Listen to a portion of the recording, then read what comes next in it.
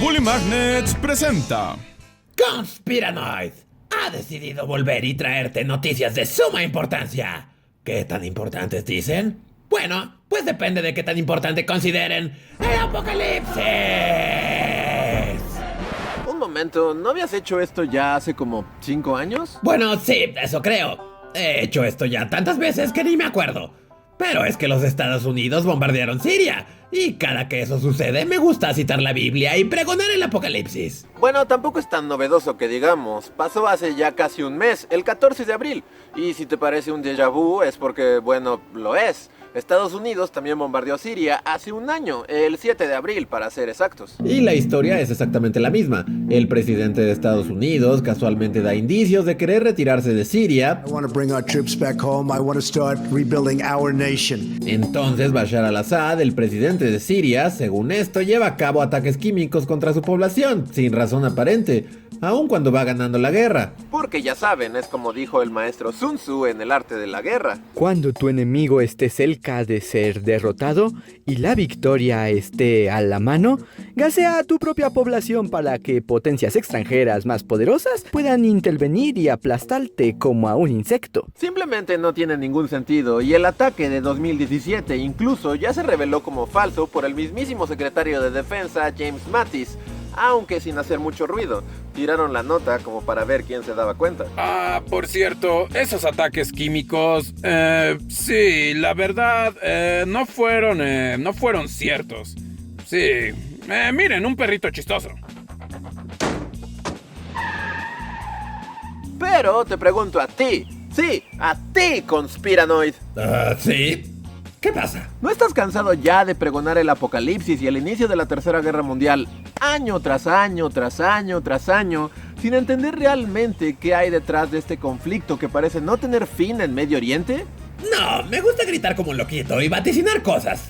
Es lo que hago mejor.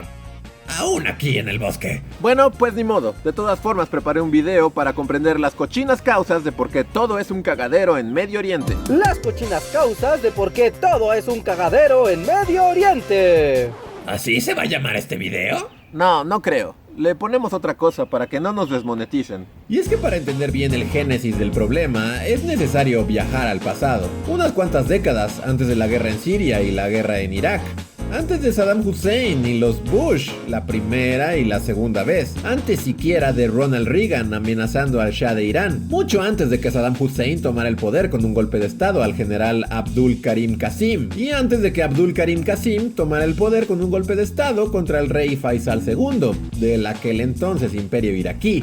Podríamos hablar de todo eso en otro video, pero antes de hablar de la historia de los países como tal, hay que hablar de la historia de sus territorios, las líneas trazadas en el desierto de las tierras de Medio Oriente. ¿De dónde vienen? Y es que verán, Irak, Siria, Jordania, Líbano y Palestina nunca debieron de existir desde un principio, al menos no con esas fronteras geográficas. El mapa que vemos en los libros de texto es lo que está mal desde un principio. Pero ¿cuándo sucedió esta decisión? No fue milenios ni siglos atrás, sino al término de la Primera Guerra Mundial. Alguna vez existió el Imperio Otomano, y sí, en el siglo XVI era lo máximo y lo que quieran, pero ya desde el XIX las cosas iban francamente en decadencia, y el Imperio Otomano gobernaba todo el Oriente Medio.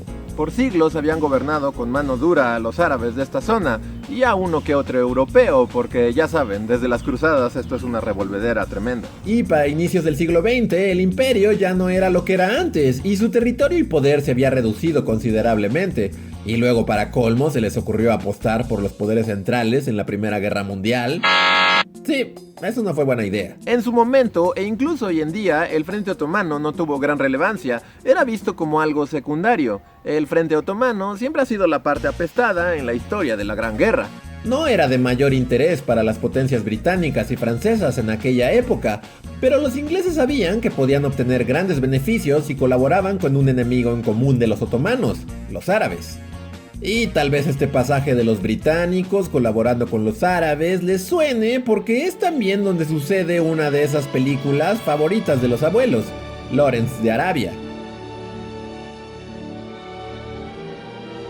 Y sí, Lawrence de Arabia está bien padre y su historia es digna de hacer un video, pero por otro lado no quiero sucumbir a narrar este video desde el punto de vista occidental, así que para efectos prácticos este capítulo no debería llamarse Lawrence de Arabia, sino ese momento en que los británicos traicionaron y apuñalaron por la espalda al mundo árabe como los sucios, cochinotes, doble cara, imperialistas, colonialistas que son. Ash. Lo siento, perdón Lawrence de Arabia, pero en serio, tú sí estás bien padre. Si quieres, luego te hacemos un video. No, ya no quiero nada.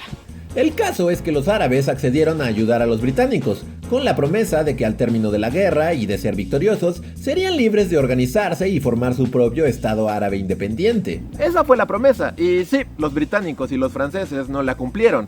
Cuando la guerra terminó y los otomanos fueron vencidos, el territorio de Medio Oriente se puso sobre la mesa para repartirse entre las potencias vencedoras. Resulta que desde muchos años antes de que terminara la guerra, en 1916, los franceses y los británicos pactaron lo que se conoció como el Pacto Sykes-Picot, que era un pacto secreto para repartirse los territorios árabes a su antojo.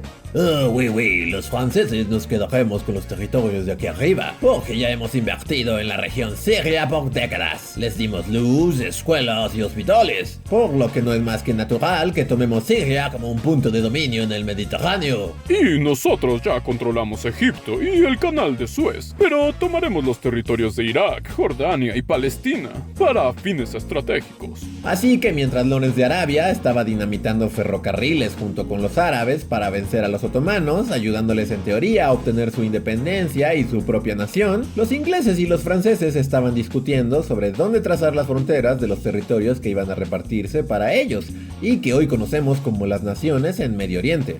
Y los árabes no estuvieron invitados para tener voz o voto, así que ya empiezan a entender por qué la cosa estuvo toda turbia y malhechota desde un principio. Pero aquí no termina la historia. Para el final de la guerra, los Estados Unidos emergieron como la nueva superpotencia del mundo, y con Woodrow Wilson como presidente, un aguerrido anticolonialista, se fundó la Liga de las Naciones. Un organismo internacional dedicado a establecer las bases para la paz y la reorganización de las relaciones entre países.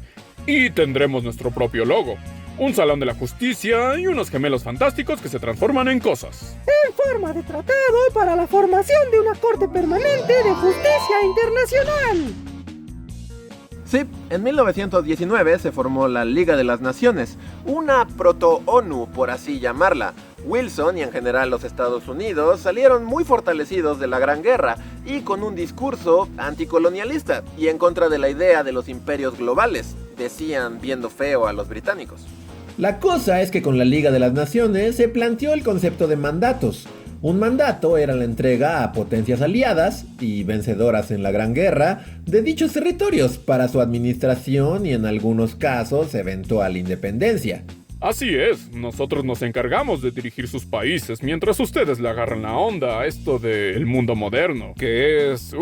¿qué les cuento? Todo un lío. No, la verdad creo que sí podemos manejar nuestra propia nación. Ay, tontito, pero ustedes son salvajes. Dejen a las naciones grandes para que se hagan cargo. Ahora, ¡Liga de las Naciones! Y fue entonces que se establecieron los mandatos de Francia en Siria y Líbano y los mandatos de Gran Bretaña en Palestina, Jordania e Irak. Y si están pensando, mierda, ¿para qué dimos todo este rodeo si al final los territorios comprendidos por los mandatos son iguales a los territorios contemplados en el Pacto Sykes-Picot? Es porque, teníamos que hablar de la Liga de las Naciones y de cómo Woodrow Wilson y los americanos siempre han abogado por el consentimiento de los gobernados. ¡Consentimiento de los gobernados! Y todos vivieron felices para... no, esperen. 2 décadas después estalló la Segunda Guerra Mundial. Y los franceses, no les fue nada bien. Y los británicos acabaron aventándole sus botas a los alemanes antes de que los rusos y los gringos vinieran al rescate. Y los Estados Unidos eran ahora el nuevo poder. Los mandatos, las rayas en el suelo, pintadas por potencias que ya no estaban en muy buena forma que digamos, fueron declarados países independientes. ¡Felicidades, Irak! ¡Eres un país de verdad! Buena suerte a todos, y ya saben, nada de cambiar esas fronteras ahora. Los veo a ustedes, kurdos. Y ese es el problema fundamental en Medio Oriente. Miren a los kurdos, por ejemplo. Que son una población muy diferente a los árabes en Medio Oriente. Y la nación kurda se extiende a través de Irak, Irán, Siria y Turquía. El pacto Sykes-Picot y la idea de los mandatos dividió aleatoriamente al mundo árabe, en algunos casos separando a poblaciones acostumbradas a estar juntas y en otros encerrando a gente que no se llevaba bien con sus vecinos en un solo territorio, creando así sociedades inestables que generalmente son el perfecto caldo de cultivo para dictadores y cosas así. Pero claro, dividir los territorios artificialmente no es la única razón para que Medio Oriente sea un cagadero hoy en día. No ayuda tampoco, pero no es la única razón. Otra fuerte razón es la traición que el pacto Sykes-Picot representa. Al día de hoy, 102 años después de firmado, el nombre Sykes-Picot es sinónimo de infamia y es dicho como eslogan de reclutamiento para grupos como los talibanes, Al-Qaeda, ISIS y todos ellos. El acuerdo inicial era darles a los árabes la oportunidad de tener su propia nación en este gran territorio. Sería gobernada por Hussein bin Ali, el Sharif de la Meca, rey de los árabes y por su dinastía de los Hashemís, una casa real árabe muy importante. El pacto Sykes-Picot destruyó las relaciones entre el Sharif Hussein y los británicos, al momento que en el oeste una nueva casa llamada los saudíes empezaba a ganar poder y terreno. Practicaban el wahabismo, que es una rama ultraconservadora del Islam, y ya representaban un riesgo para Hussein incluso antes de que por ahí de los años 50 descubrieran que estaban parados sobre un chinguísimo de petróleo. Y para no hacer el cuento largo, adiós Sharif Hussein. Ahora la casa saudí rebautizará todo este enorme territorio como Arabia Saudita. Y helo aquí, el mapa de Medio Oriente que conocemos hoy en día. Ah, y claro, después de la Segunda Guerra Mundial, metan un chingo de judíos exiliados de Europa del Este para mejorar las cosas. Estoy seguro de que nada nos va a explotar en la cara. Ah, miren, todo esto nos explotó en la cara. ¿Quién lo diría? Y nos ha explotado y nos seguirá explotando por muchos años por venir. Solo rueguen que Trump y los Estados Unidos no hagan nada estúpido con Irán próximamente. Van a hacer algo estúpido con Irán próximamente. Y eso es todo por hoy, el pacto Sykes-Picot. ¿Sabías de él, conspiranoids? Ciertamente no lo sabía. Estoy asombrado. ¿Verdad? Y luego podemos hablar de la historia de todas estas naciones y de cómo todo esto nos lleva a hoy en día. ¡Sorprendente! Pero procura darme más protagonismo en estas cápsulas, ¿sí? Si no, solo estoy aquí parado sin hacer nada. Bueno, está bien, solo da la salida entonces. Ah, está bien. Si les gustó el video, no olviden suscribirse y compartir en sus redes sociales. Twitter, Facebook, ya saben, todas esas cosas. También denle like y comenten. ¿Qué opinan de la situación en Medio Oriente? ¿Sabían acerca del pacto Sykes-Picot? Suscríbanse y ya saben, la verdad está allá afuera. Bully Magnets, todo eso, sí. Adiós.